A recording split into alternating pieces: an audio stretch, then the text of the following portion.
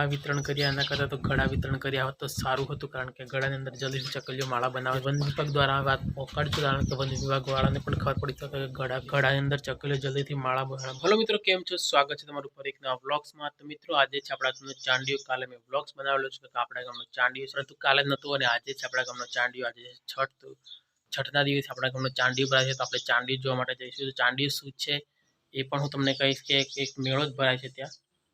બધા મેળા ભરાય એ રીતના મેળો ભરાય છે, પણ ચાંડિયાની પ્રોસેસ શું છે કે ચાંડિયાના 20 થી 25 ફૂટના મોટા મોટા લાકડા હોય છે, એ ઊભા કરવામાં આવે છે અને એની ઉપર ચાંડિયો બાંધે છે અને પછી માણસો ઉપર ચડીને છોડે છે ચાંડિયો.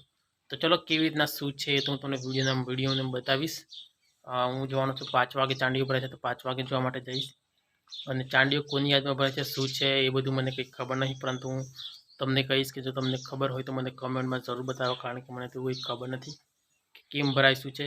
ચલો જેને પણ ખબર હોય કમેન્ટમાં બતાવે. તો ચલો અત્યારે તો છું ઘરે, જલ્દીથી નાહવા માટે જ નીકળ્યો છું, તો અહીંયાથી વ્લોગ ચાલુ કરું છું.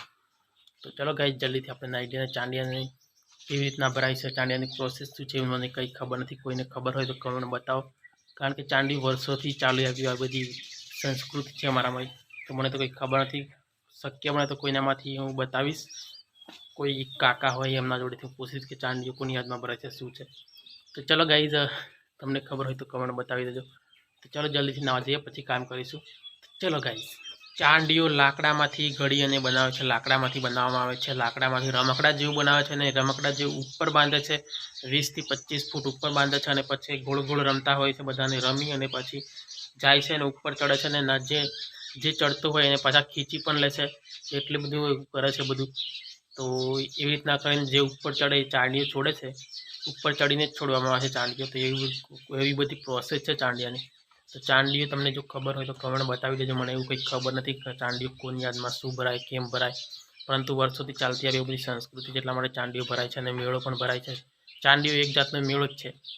તો બસ ચલો આપણે જલ્દી નાવા માટે જઈએ. ગાઈઝ, મને જે ખબર છે એ જ હું બતાવું છું તમને, કારણ કે મને કંઈ ખબર નથી, એટલા માટે હું તમને કહું છું, કમેન્ટમાં બતાવી દેજો. અને મને જે ખબર છે એ હું સાચું કહું છું, કારણ કે આ તો વર્ષોથી ચાલતી આવી સંસ્કૃતિ છે ને એ ભરાતી હોય છે. હોળી પછી મેળા ભરાતા હોય છે, પણ ચાંડિયો શું છે મને કંઈ ખબર નથી. જો તમને ખબર હોય તો કમેન્ટ બતાવી દેજો, અને ખબર હોત તો મેં તમને કીધી પણ દીધી હોત કે ચાંડિયો કેમ ભરાય, શું છે. તો ચલો તમને ખબર હોય તો કમેન્ટ બતાવી દો. મને તો ખબર નથી, એટલા માટે મેં તમારી પાસે કીધું કે તમે મને કમેન્ટમાં બતાવો. તો ચલો બતાવી દેજો કમેન્ટમાં, જેને પણ ખબર હોય ને. તો મિત્રો, ફાઇનલી હું તો નહીં ધોઈને કમ્પ્લીટ ઘરના કપડાં પહેરી દીધા છે, કારણ કે હું જે ઘરે કપડાં પહેરવી જ પહેર્યા છે. તો હવે જ્યારે ચાંડિયામાં જવાનું થશે ત્યારે આપણે નવું કપડાં પહેરશું. અત્યારે તો અહીંયા તબેલામાં છું, તમે જોઈ શકો છો અહીંયાનું વેધર કેવું છે. જોઈ શકો છો, વેધર બતાવું તમને. ગાઈ જોઈ શકો છો, મેં આજે આ 2 ભેંસોની અંદર બાંધી છે.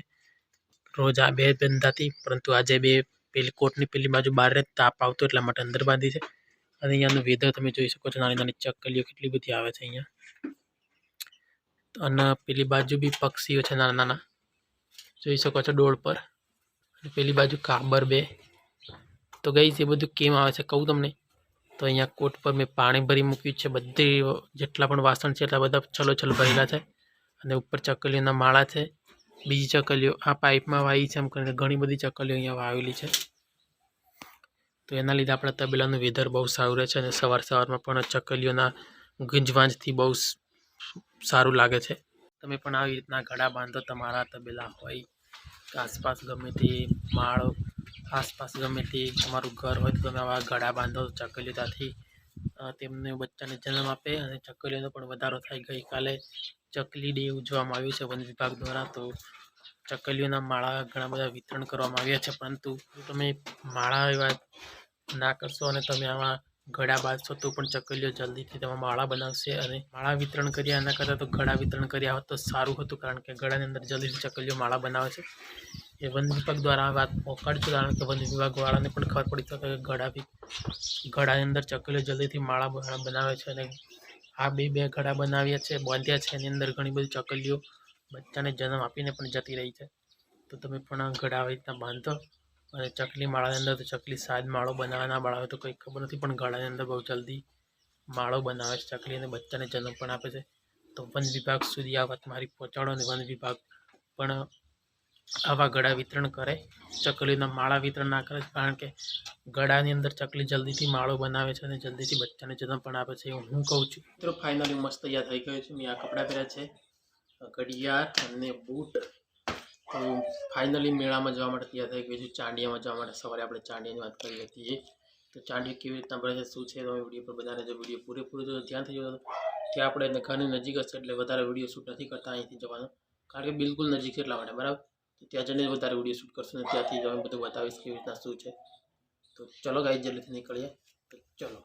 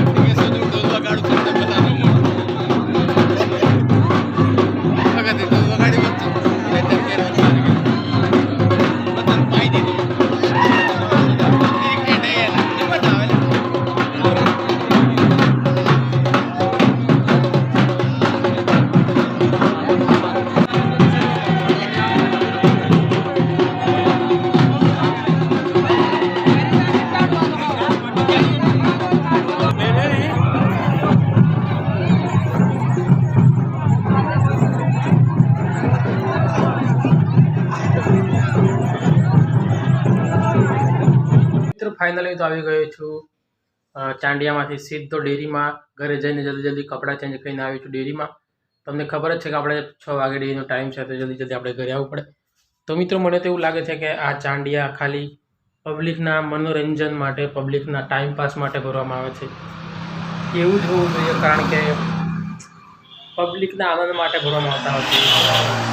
ગાઈસ તમને કંઈ ખબર હોય તો કોમેન્ટ બતાવી દો. મને તો એવું લાગે છે પબ્લિકના આનંદ માટે, બરાબર. ચલો જલ્દીથી કામ પતાવી દઈએ, પછી મળીએ.